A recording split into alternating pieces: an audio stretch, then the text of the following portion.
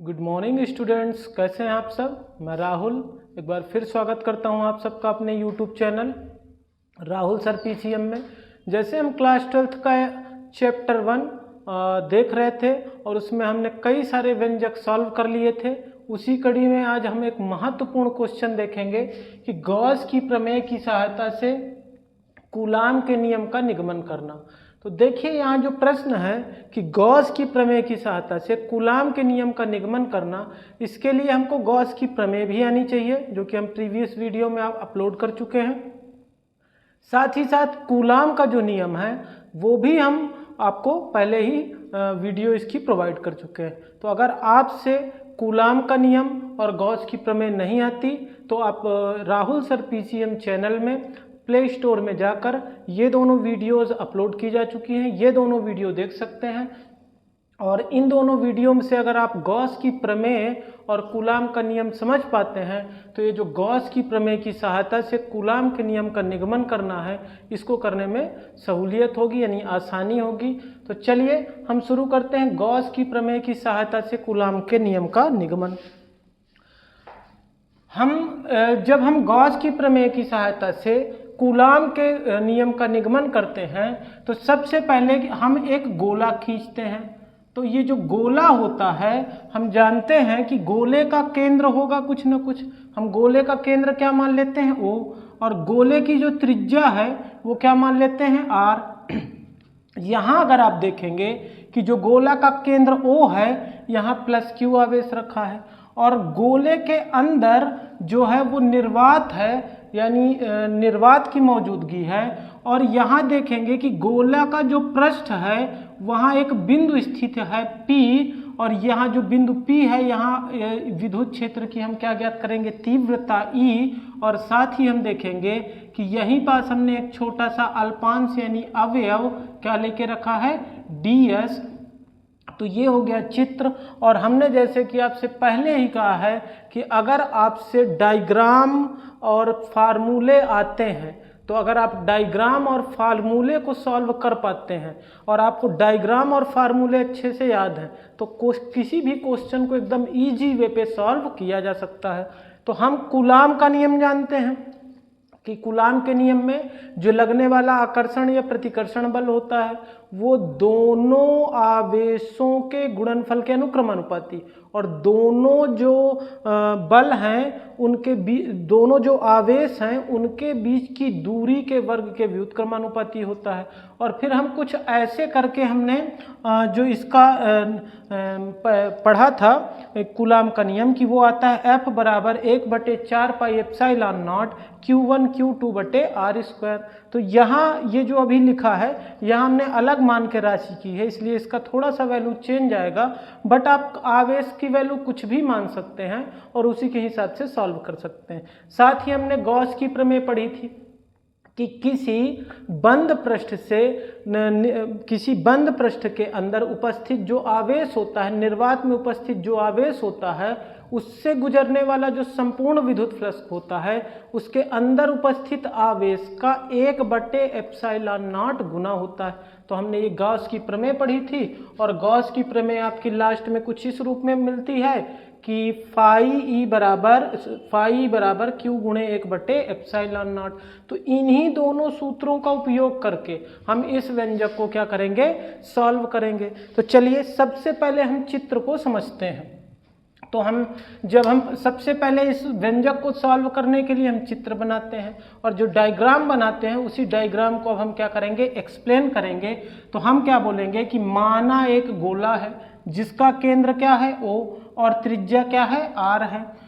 इस गोले के केंद्र में +Q आवेश कहाँ रखा है, निर्वात में रखा है। फिर से इसको बोलते हैं कि माना एक गोला है, उसका केंद्र क्या है, O, उसकी त्रिज्या क्या है, R, और इस गोले के केंद्र O में निर्वात में कोई धनावेश यानी +Q आवेश क्या है, रखा है। तो ये जो गोला बना, इस गोले को हम कैसा पृष्ठ मान सकते हैं, गाउसीय पृष्ठ। और हम जानते हैं कि जो गाउसी पृष्ठ होता है उसके प्रत्येक बिंदु पर विद्युत क्षेत्र की तीव्रता का जो परिमाण होता है वो समान होता है तथा जो उसकी दिशा होती है वो त्रिज्या के अनुदिश गोले के बाहर की ओर होती है। तो ये जो गोला है हम कुल मिला के इसको क्या मान सकते हैं, गाउसी पृष्ठ। और गाउसी पृष्ठ मानने का अर्थ यह हुआ कि इस गोले का जो ये पृष्ठ है इसके प्रत्येक बिंदु पर जो विद्युत क्षेत्र की तीव्रता होगी वो समान होगी और इसकी दिशा, ये जो त्रिज्या है इसकी ओपी यानी इसकी त्रिज्या के अनुदिश यानी रेडिकल बाहर की ओर होगी। तो चलिए अब हम इसको गाउसी पृष्ठ मान के इसको आगे बढ़ाते हैं। तो हम देखते हैं कि माना एक गोला है जिसका केंद्र क्या है O, इसके केंद्र पर प्लस Q आवेश रखा है, इसकी त्रिज्या क्या है R, और ये जो प्लस Q आवेश रखा है कहाँ रखा है, निर्वात में। तो चलिए इसको पुनः सीक्वेंस में बोलते हैं। माना एक गोला है जिसका केंद्र O तथा त्रिज्या R है, गोले के केंद्र में प्लस Q आवेश कहाँ रखा है, निर्वात में। माना यह गोला किसकी तरह कार्य करता है, गाउसीय पृष्ठ की तरह कार्य करता है। तो अतः इसके प्रत्येक बिंदु पर विद्युत क्षेत्र की तीव्रता का परिमाण समान और जो इसकी दिशा होती है वो त्रिज्या यानी ओपी के अनुदिश बाहर की ओर होगी। गोले के केंद्र O से R दूरी पर गोले के पृष्ठ पर कोई बिंदु P है जहां हमें क्या ज्ञात करना है, विद्युत क्षेत्र की तीव्रता यानी E ज्ञात करना है। तो अब हम E भी ज्ञात करेंगे।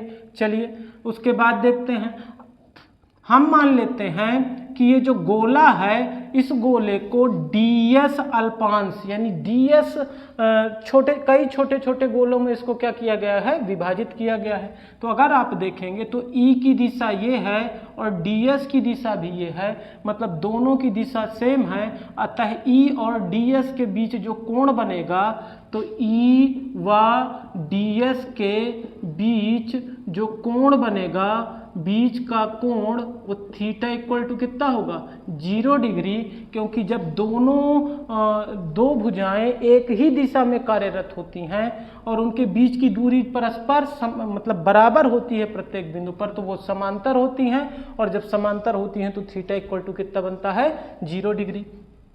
अब यदि हम इस अल्पांश की चर्चा करें तो इस अल्पांश के कारण इस गुजरने वाला जो हम अगर निकालें विद्युत फ्लक्स, तो आप अल्पांश ds है तो इसका जो विद्युत फ्लक्स होगा वो d फाई होगा। और हमने पिछली क्लास में ही पढ़ा था कि जो d फाई यानी विद्युत फ्लक्स होता है वो E ds होता है, E डॉट ds यानी विद्युत क्षेत्र और अल्पांश के गुणनफल अदिश गुणनफल के क्या होता है, बराबर। तो हम d फाई बराबर क्या लिख लेते हैं, E डॉट ds, और इसे क्या मान लेते हैं, समीकरण नंबर 1।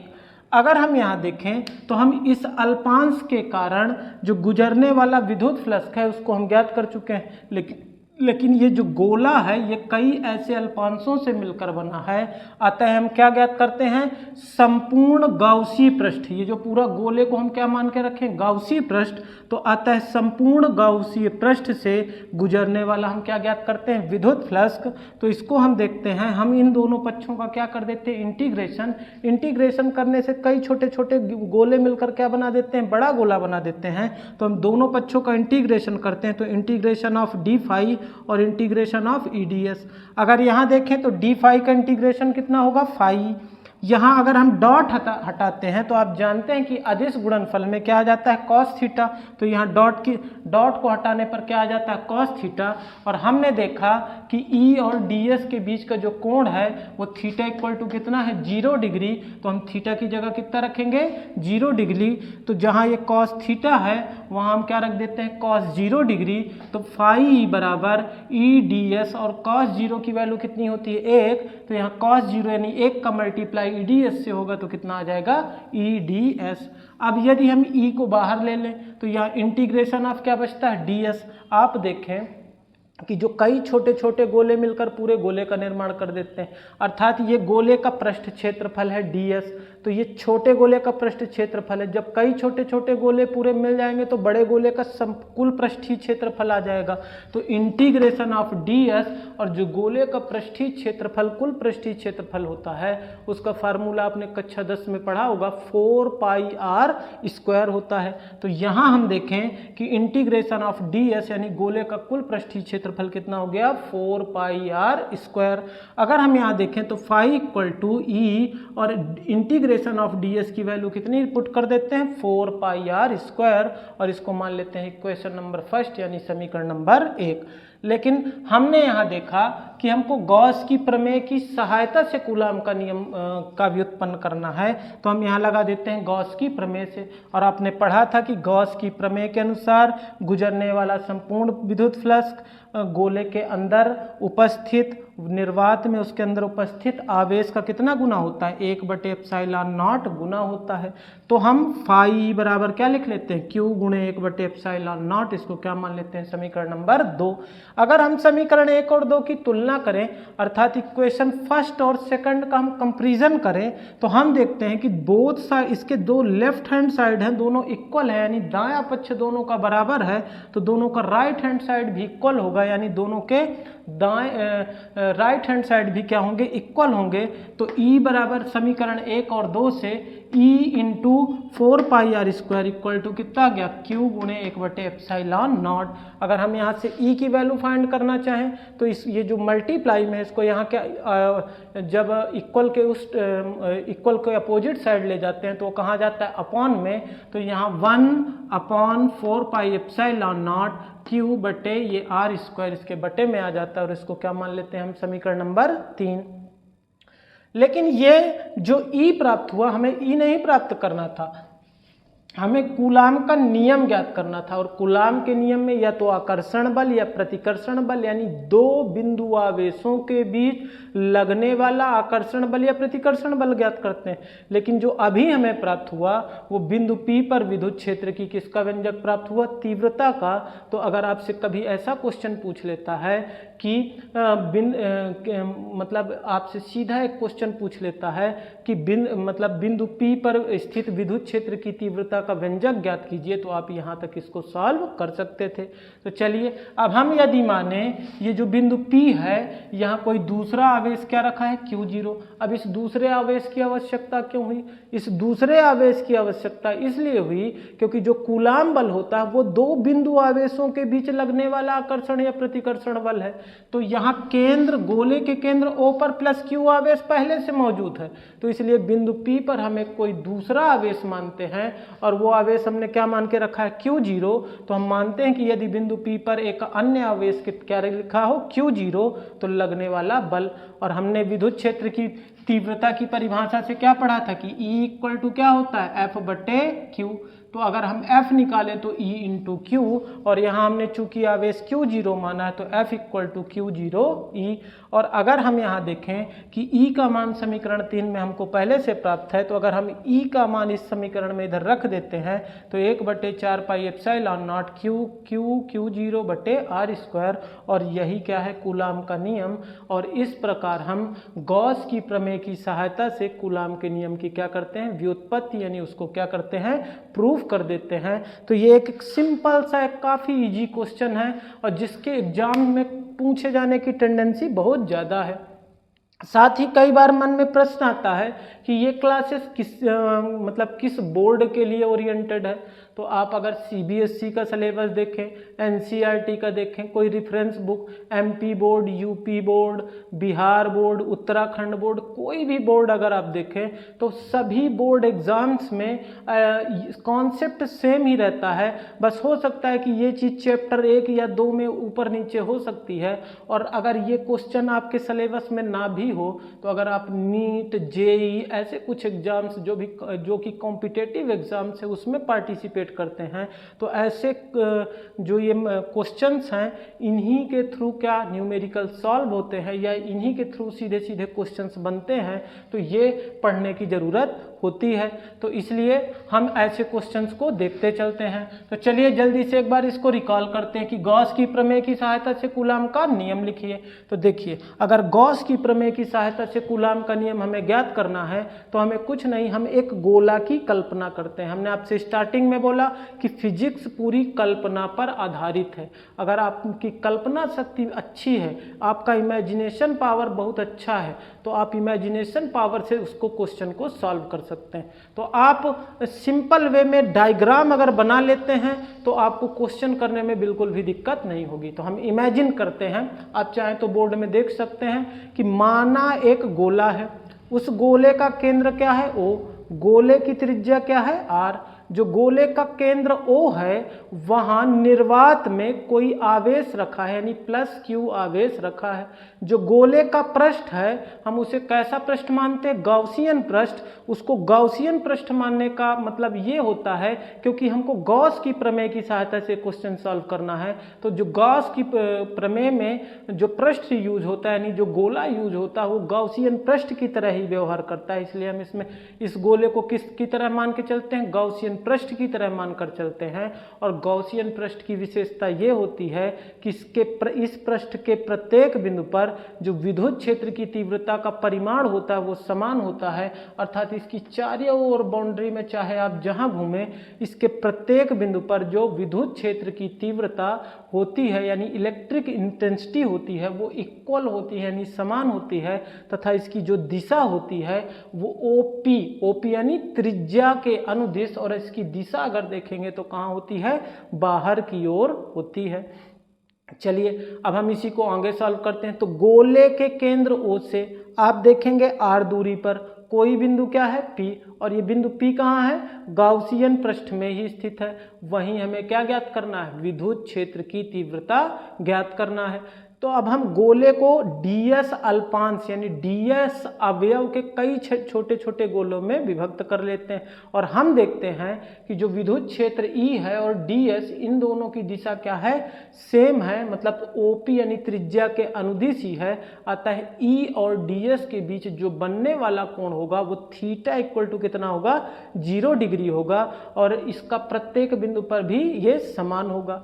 चलिए अब हम जब इसको सॉल्व करते हैं तो सबसे पहले ये तो इसका थ्योरेटिकल पोर्शन हो गया। अब हमको जब इसका न्यूमेरिक वैल्यू पर आते हैं तो इसे भी हमें अलग से देखने की ज़रूरत नहीं होती, हमें मुख्यतः इसमें 3 काम करना है। पहले हम अल्पांश से गुजरने वाला विद्युत फ्लक्स ज्ञात करेंगे, फिर हम संपूर्ण गोले से गुजरने वाला विद्युत फ्लक्स ज्ञात करेंगे, और जब अल्पांश के कारण हम अल्पांश से गुजरने वाला विद्युत फ्लक्स हम ज्ञात कर लेते हैं तो अगर उसी का हम इंटीग्रेशन कर दें, इंटीग्रेशन मतलब चीज़ों को जोड़ना, तो एक छोटे अवयव का, यही छोटे छोटे अवयवों को अगर हम जोड़ देते हैं तो संपूर्ण गोले का निर्माण होता है। तो अगर हम उसी का इंटीग्रेशन कर दें तो संपूर्ण गोले का कुल से गुजरने वाला विद्युत फ्लक्स हमको ज्ञात हो जाता है। तो चलिए हम क्या लिखते हैं, अल्पांश यानी जो अवयव आपने मान के रखा है ds से गुजरने वाला विद्युत फ्लक्स, तो उससे गुजरने वाला विद्युत फ्लक्स हम उसको क्या मान लेते हैं, d phi e equal to, हमने फार्मूला पढ़ा था E डॉट ds।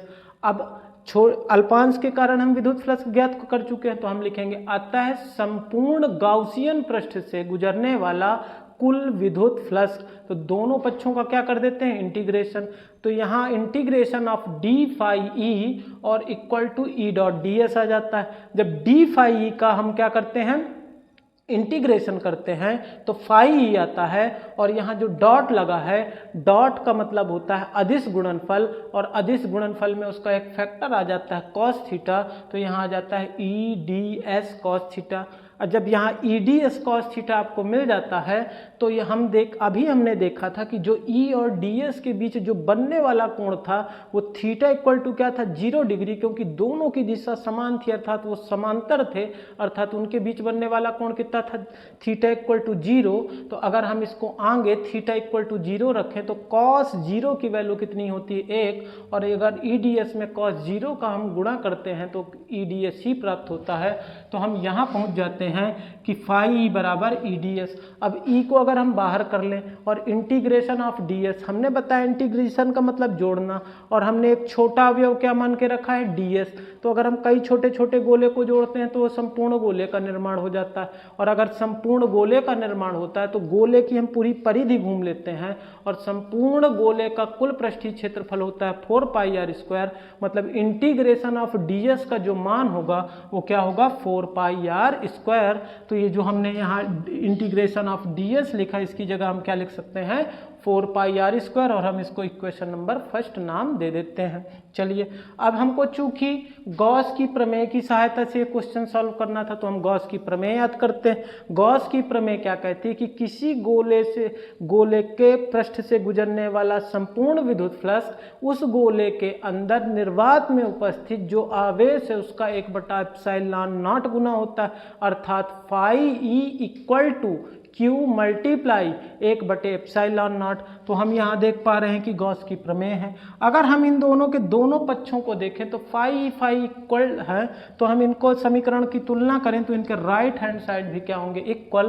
तो हम समीकरण 1 और 2 की तुलना करने के बाद दोनों को इक्वल लिख देते हैं और यहाँ ई छोड़ के बाकी मान यहाँ ट्रांसफर कर देते हैं, तो कुछ ऐसा व्यंजक हमको प्राप्त होता है। तो ये विद्युत क्षेत्र की तीव्रता का क्या होता है, व्यंजक। तो बिंदु P पर जो गोले के पृष्ठ में बिंदु P उपस्थित है वहां विद्युत क्षेत्र की तीव्रता का व्यंजक है, और इसको हम सॉल्व कर चुके। लेकिन हमें कूलाम के नियम की व्युत्पत्ति करना था, और कूलाम का नियम हमने पढ़ा था कि दो बिंदु आवेशों के बीच लगने वाला या तो आकर्षण बल या तो प्रतिकर्षण बल जो होता है दोनों आवेशों के परिमाणों के गुणनफल के अनुक्रमानुपाती, और दोनों आवेशों के जो बीच की दूरी है उसके वर्ग के क्या होती है, व्युत्क्रमानुपाती।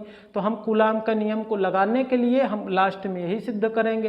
तो चलिए, हम जो बिंदु P है वहाँ हमको एक दूसरा आवेश चाहिए। बिंदु O पर ऑलरेडी +Q आवेश था, तो हम मानते हैं कि माना कोई बिंदु P पर एक अन्य आवेश क्या मौजूद है, Q0। तो जब ये Q0 है तो इस पर लगने वाला बल, और इस पर लगने वाला बल क्या मान लेते हैं, F। और हमने विद्युत क्षेत्र की तीव्रता की परिभाषा पढ़ रखी है कि लगने वाले बल और जो आवेश का अनुपात होता है विद्युत क्षेत्र की तीव्रता के बराबर होता है। तो यहाँ से अगर हम F निकालना चाहें तो इसका मल्टीप्लाई कर देंगे, तो F इक्वल टू कितना आ जाता है, Q0E। और अगर हम यहाँ से देखें तो E के वैल्यू पहले से हम समीकरण 3 में मान के रखें, तो इस E की वैल्यू को हम यहाँ ट्रांसफर कर देते हैं, तो F equal to 1/4 pi ε0 Q0 बटे क्या आता है, आर स्क्वायर। और यही क्या है, कूलाम का नियम।